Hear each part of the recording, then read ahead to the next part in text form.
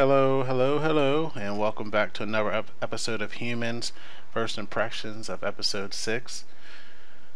Alright, and my name's Zeech, and we're gonna start with Fred, and I still need to get his name, the Chaser. That's what I'm gonna call him right now, the doctor that kidnapped him, I should say. And just how this is really the first time we really get to hear Fred really speak about anything. And get a sense that from what he's experienced and been told, that he has a limited view of what humans are capable of, or at least how they can view things, and not to trust them. So it sounds like some of his experiences that he's had is would lead him to kind of the same way that Niska feels towards humans, or at least did. Um, but the doctor says he wants to continue the work of Ellister, and he talks about he having a pacemaker and how the future is pretty much basically he's saying cyborgs.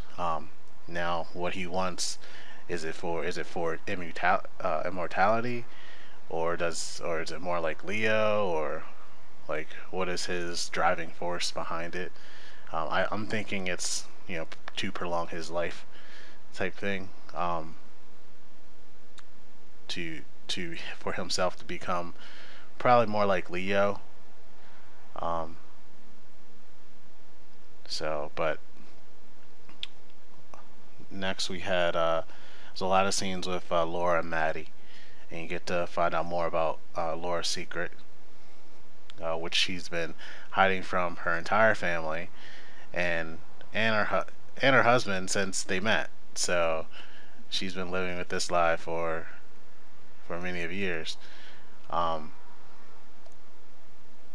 and take the Anita thing out of the equation. That was probably a source of a lot of their problems. It seemed like um, there's probably other things too that they don't get into, I guess, yet. But that was pretty big. She actually told Maddie that she has a grandmother that's still alive, um, and about Tom. We find out Tom's her brother was her brother.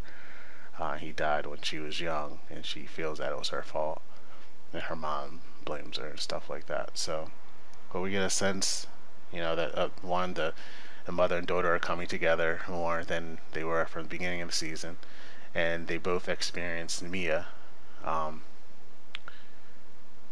uh, with her basically asking them for help to find Leo to help them, and that pretty much makes both of them true believers, and uh, they want to help her. Um, they don't tell Joe.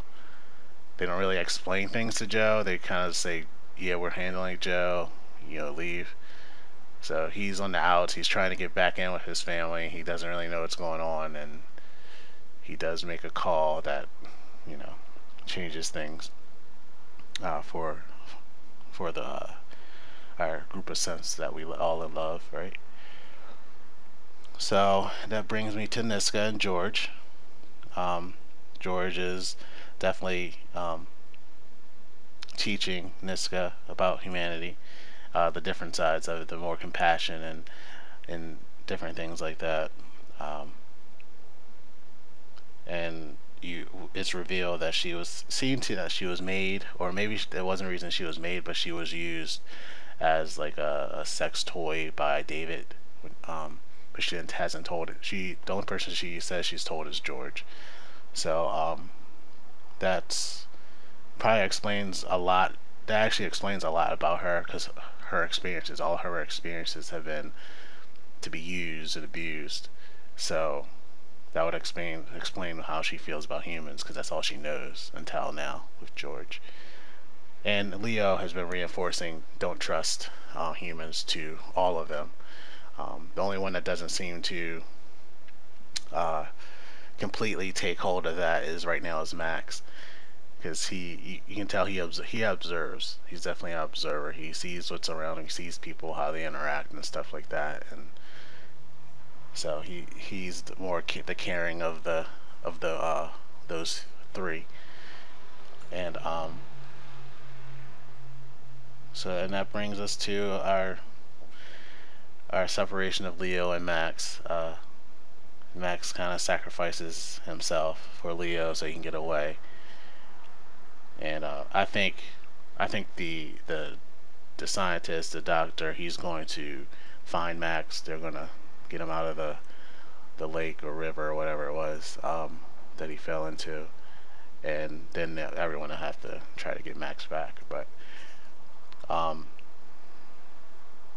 also then that leaves Karen. I think it's Karen or Kate. I can't make out the name. I always hear different things every time. But Detective Voss. Um, Now I think she may have been in the memory that we saw of Leo about the life with his father. After his father started going mad or whatever, and it was someone standing behind him. He starts to step aside, and he had dark long hair. And I have a feeling that she was created to be a protector of the rest of them.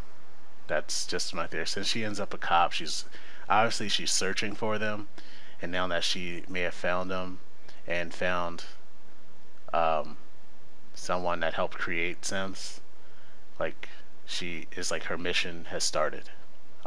So she obviously has feelings for Peter, and made them known, and explained or showed Peter what she was, and he freaked out. Which hey, I don't blame him, because that's a lot to drop on somebody, you know, especially never seeing any sense like that before with that type of emotion. So, but yeah, those are my general thoughts. I did go through it I think, pretty quickly this time. So, hope you guys are enjoying the series like I am. Um, Also, if you guys like what I do here, please subscribe. Also, leave comments, or why don't you share? So yeah, share your comments. If you like the video, if you like it, if you want me to continue doing, well, I'm gonna do the rest of the series. But yeah, just let's get a dialogue, talk about some things, and I'll see you guys in the future. Peace.